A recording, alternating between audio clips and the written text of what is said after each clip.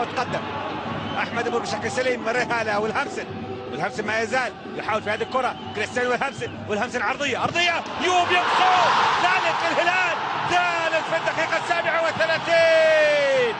هدف ثالث يوب يونغسو ما يضيع. يوب يونغسو ضيع واحده وجاب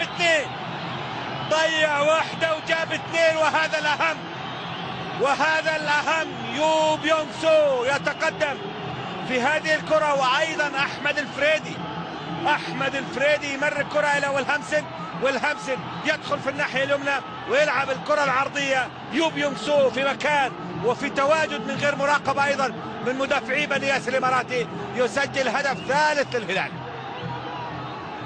ثالث للهلال في الدقيقة 37.